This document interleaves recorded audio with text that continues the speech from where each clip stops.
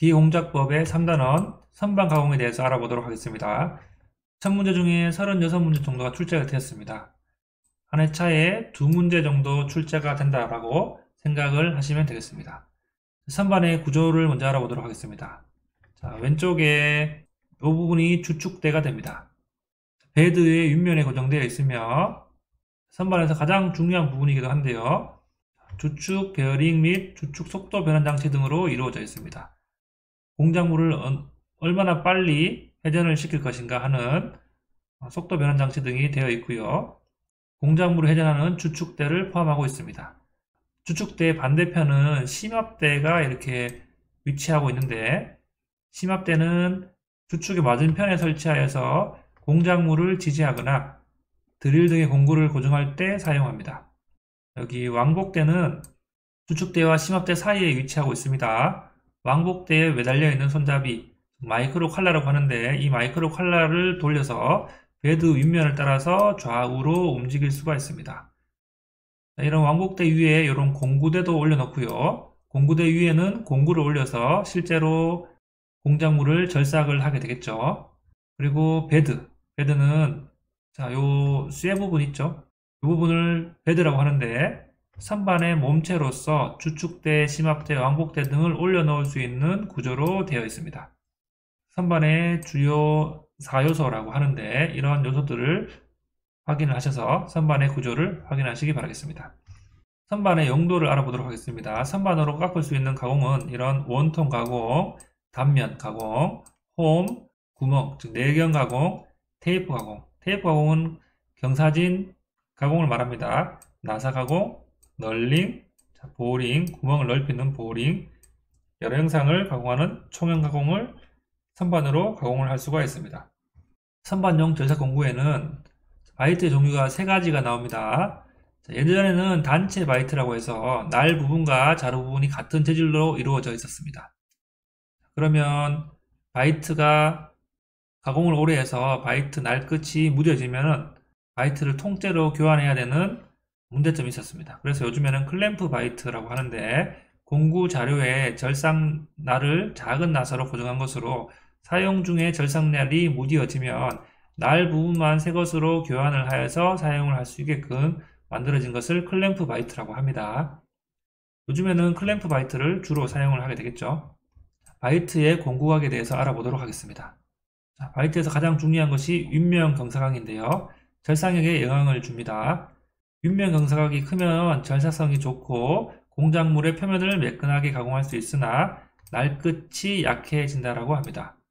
윗면 경사각은 유정형 칩이 나올 조건과 구성인선이 발생하지 않을 조건에 상당히 영향을 많이 주기 때문에 윗면 경사각을 여러분들이 아셔야 되겠고, 옆면 여유각은 공구의 앞면이나 옆면에 공작물과의 마찰을 일으키지 않도록 하는 구실을 합니다.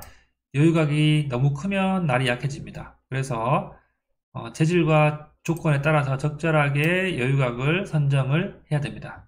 세 번째, 칩 브레이커는 말 그대로 칩을 적당한 길이로 잘라주거나 칩이 흐르는 방향을 바꾸어 주기 위하여 바이트에 칩 브레이커를 두어야 합니다.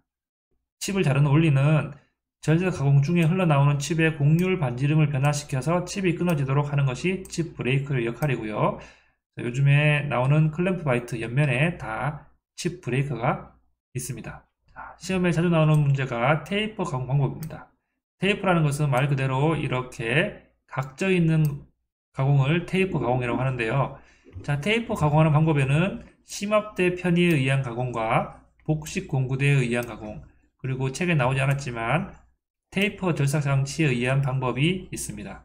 먼저 전체가 테이퍼가 져 있는 경우에는 복식 공구대에 의한 가공을 하는데, 척 작업에서 길이가 짧고 테이퍼 각이 큰 공작물을 가공할 때는 주로 복식 공구대를 회전시켜서 가공을 합니다.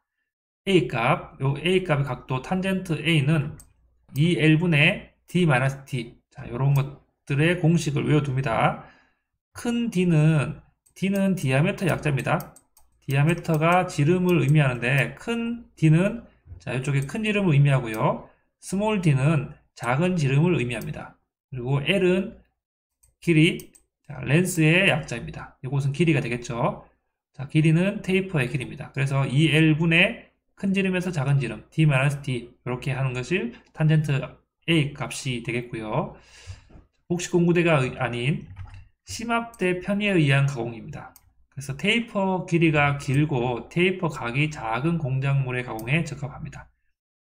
그리고 공작물의 전체가 아닌 일부가 테이퍼인 경우에 심압대 편이랑 E는 자, 다음과 같이 구합니다. 편이랑 E 값은 2L분의 라지 L, 라지 D에서 스몰 D를 뺀.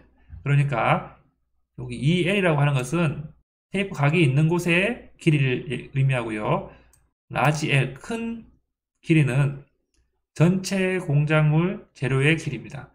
그리고 마찬가지로 라지 D는 공작물의 큰 지름이고요. 스몰 D는 공작물의 작은 지름입니다. 편이랑 E는 2L분의 스몰 L입니다. 큰 길이에서 큰 지름에서 작은 지름을 뺀 요 값이 편이랑 E가 됩니다. 자, 그래서 이런 것들을 계산하는 문제가 종종 출제가 됩니다. 3번의 부속장치를 살펴보도록 하겠습니다. 자, 척이라고 하는 것은 주축대 옆에 설치를 해서 실제로 공작물을 이렇게 물리는 역할을 합니다. 그래서 이 척이 회전을 하겠죠. 주축의 끝에 설치를 하고 공작물을 고정하여 사용하는 부속장치입니다.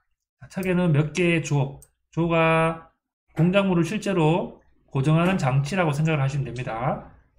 공작물을 단단하게 고정하는 역할을 합니다. 자, 먼저 연동척 3개의 조가 120도 간격으로 동시에 움직이므로 공작물을 고정하는 데 편리합니다. 이렇게 조가 하나, 둘, 3개가 있는 것을 연동척이라고 합니다. 공작물을 고정하는 데는 편리하지만 센 힘으로 공작물을 고정하지 못합니다. 반면에 단동척은 4개입니다. 자, 90도 간격으로 4개의 조가 각각 단독으로 움직일 수가 있으므로 불규칙한 모양의 공작물을 고정하는 데 편리하다. 자, 불규칙한 공작물을 고정할 수가 있고 조금 더 센 힘으로 공작물을 고정할 수 있습니다. 하지만 단점으로는 연동척에 비해서 공작물을 고정하기가 어려운 단점이 있겠죠. 그리고 유압척은 유압에 따라서 열고 닫을 수 있는 척으로 별도의 유압 장치가 필요합니다. 자, 최근에는 CNC 선반이나 MCT에 많이 쓰입니다. 자, 그리고 콜릿척은 밀링에서 많이 쓰이는데 스핀들 테이프 구멍에 콜릿 슬리브를 꽂고 여기에 설치합니다. 콜릿척은 지름이 작은 원형봉이나 각봉제를 빠르고 간편하게 고정할 수가 있습니다. 책에 나오지 않았지만 전자기적 성질을 이용한 마그네틱 척이 여기 있습니다. 자, 센터 작업용 부속 장치에 대해서 알아보도록 하겠습니다. 기억의 센터는 공작물을 지지하는 부속 장치이고 주축과 심압대 축에 끼워서 사용을 합니다. 자, 돌림판과 돌리개는 주축의 회전력을 공작물에 전달하는 장치가 되겠습니다.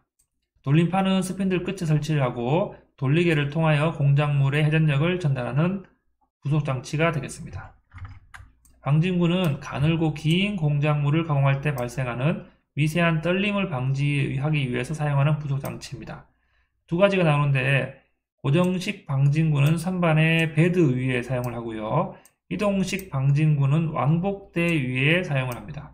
종종 나오는 문제인데 저는 고배 이왕 이렇게 외워서 고정식 방진구는 베드 위에 이동식 방진구는 왕복대 위에 이렇게 설치를 합니다.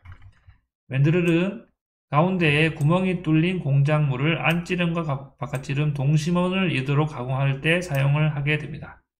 자, 이렇게 선반에 대해서 간단하게 알아봤고요. 자, 기출문제를 통해서 알아보도록 하겠습니다. 4개의 조 이렇게 나오면 바로 단동척이 나와야 됩니다. 각각 단독으로 움직이도록 되어 있어 불규칙한 모양의 일감을 고정하는 데 편리한 것은 단동척이 되겠죠. 연동척은 조가 3개, 마그네틱은 전자기적인 성질을 사용을 한 것이고요. 콜릿척은 안쪽에 테이퍼 구멍이 있어서 심압대나 밀링에서 많이 사용을 합니다. 3-2번에 보면 이런 식으로 일부분이 테이퍼진 곳에 편이량 E를 구하시오 라고 나옵니다. 편이량 E는 2L분의 라지 L에서 큰 지름에서 작은 지름을 뺀 값이 되겠죠. 자, 해보면은 큰 지름은 30이고요. 작은 지름은 20이 되겠습니다. 그리고 스몰 L은 100이 되겠네요. 그리고 라지 L은 전체 100에서 40, 전체 길이니까 140이 되겠죠. 그래서 이 값들을 넣고 계산을 하면 편이량은 7이 됩니다. 그 3-3번에 보면 선반 바이트 팁을 사용 중에 절삭날이 무디어지면 날 부분을 새 것으로 교환하여서 사용할 수 있는 것은 나왔습니다. 이런 것은 클램프 바이트 여기 나오죠. 자, 이쪽에 작은 나사를 사용해서 날 끝이 무디어지면 예전에는 전체를 바꿔야 되겠지만 요즘에는 이런 인서트 날만 교환할 수 있도록 나온 클램프 바이트를 많이 사용을 하게 됩니다. 기출 유사 문제를 확인을 해보시고 구글 드라이브나 카페를 통해서 확인을 해보시면 되겠습니다. 기계도 기능사를 준비하시는 분들은 이 정도 간단하게 준비를 하시면 되겠지만 선반 밀링 필기를 준비하시는 분들은 조금 더 깊게 공부를 하셔야 됩니다.